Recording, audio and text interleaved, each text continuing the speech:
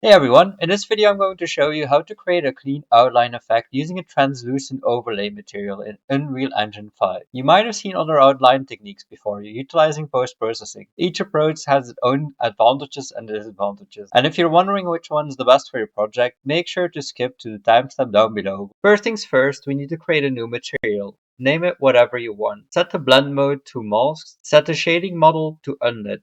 Make sure that it's also two-sided. Now press 3 on your keyboard and click in the graph to create a vector 3 node, or right click and search for vector 3. This will be our outline color. Choose whichever color you prefer.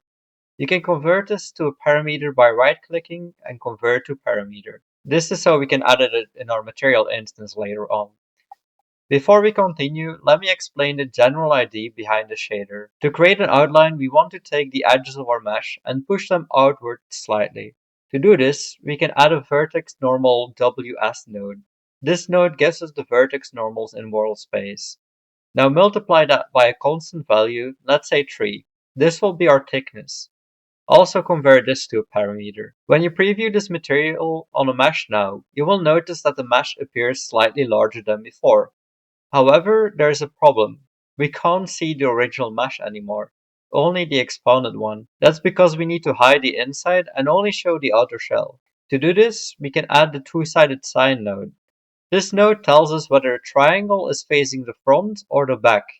Front faces return 1, back faces return -1. Since we only want the outline to show on the back faces, we can pass this into -1 node to inverse the values. This converts the front faces to become 0, meaning they will be invisible when we plug this result into the opacity mask input.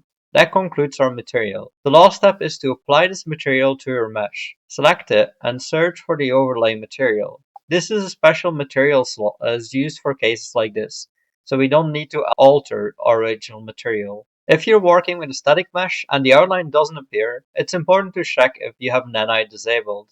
Select your mesh and enable Disallow Nanite. As of Unreal Engine 5.7.1, nanite does not work correctly with overlay materials.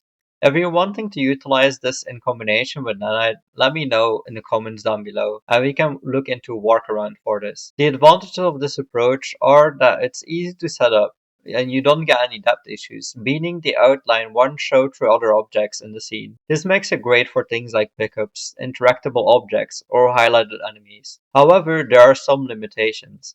The quality heavily depends on your model's normals. On simple meshes like a cube, you might notice sharp corners or gaps when viewed from certain angles. The performance is also worse compared to post-processing, because each outline mesh requires an extra draw call for the outline material, which is fine for a few objects, but not ideal if you want your entire scene outlined. And finally, as mentioned before, this method does not currently work with nanite-enabled static meshes in version 5.7.1. If you want to learn how to dynamically spawn in items and pickups, I suggest you look at my video here.